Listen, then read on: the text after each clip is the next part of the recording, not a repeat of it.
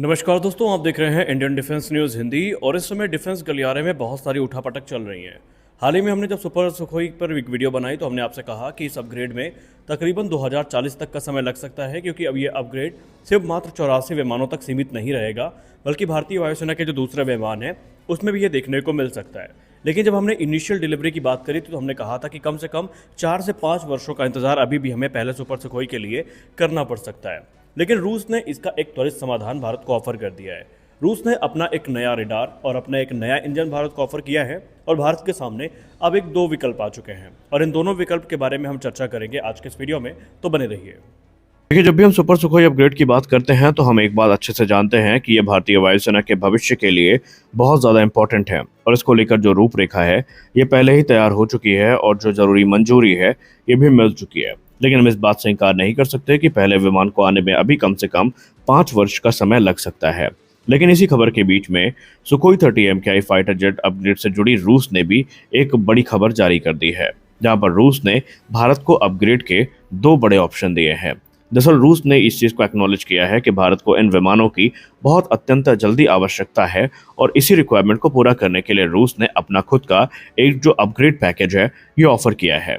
जो अभी मुख्य रिपोर्ट सामने निकल के आ रही है वहां पर रूस की तरफ से पहले जो इर्बिश ई रेडार है ये ऑफर किया गया है।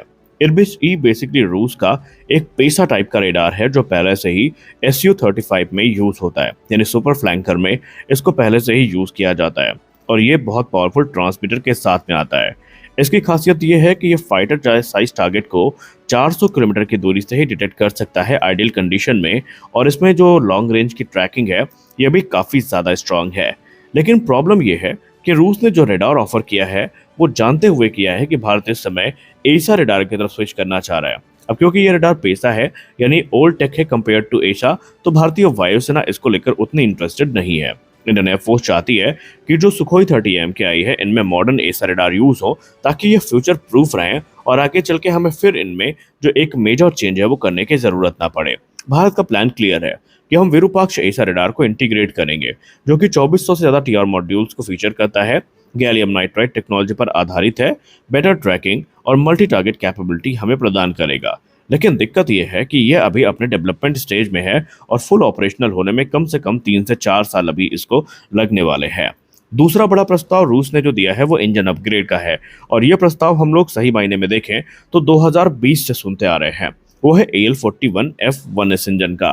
दरअसल रूस का मानना है कि भारत जिस बड़े लेवल पर अपग्रेड कर रहा है, आज नहीं तो कल भारत को पावर अपग्रेड की जरूरत पड़ेगी और ऐसे में जो AL-41F-1S इंजन है जो कि Su-35 में यूज होता है ये भारत के लिए गेम चेंजर साबित हो सकता है।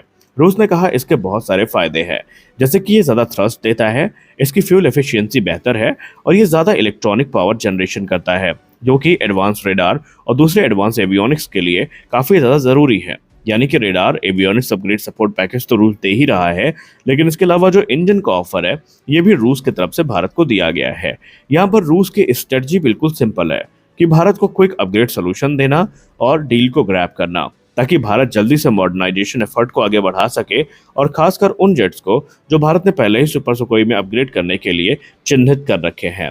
लेकिन भारत की समस्या ये है कि भारत इस समय 2 राहें में फंसा है। भारत के पास पहला रास्ता ये है कि आप रूस के ऑफर को एक्सेप्ट कर लें।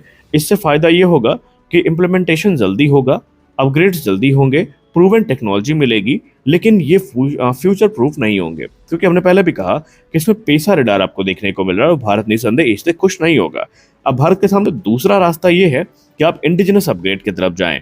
इसमें आपको ज़्यादा एडवांसमेंट मिलेगी, ज़्यादा आत्मनिर्भरता मिलेगी, इंपोर्ट डिपेंडेंसी कम होगी, लॉन्ग टर्म इंडिपेंडेंस मिलेगी, लेकिन इसमें कम से कम हमें 5 वर्षों का अभी इंतजार करना पड़ सकता है। और रूस ने ये भी कहा है कि अगर भारत यहाँ पर Su-57 की तरफ जाता है तो उसकी भी जो कई क्रिटिकल टेक्नोलॉजी हैं वो साझा की जा सकती है। अब अगर हम फाइनली बात करें तो भारत ने अभी इस पर कोई टिप्पणी नहीं करी है, लेकिन रूस का ये जो प्रस्ताव है इसमें एक ही प्रस्ताव है जो थोड़ा दम रखता है और वो है इंजन। अन्यथा यहाँ पर पेसा रेडार का तो कोई सेंस ही नहीं बन रहा है और इंजन में भी अब यहाँ पर जो लोग हैं वो प्रोडक्ट 177 की बात कर रहे हैं, ना कि यहाँ पर AL-41 की बात की जा रही है। तो देखते हैं भारत सरकार इस पे क्या कोई जवाब देती भी है या नहीं। तो आने वाला समय काफ़ी महत्वपूर्ण होने वाला है। इस वीडियो में बस इतना ही, मिलते हैं अगले वीडियो में कुछ और अपडेट्स के साथ। तब तक के लिए जय हिंद।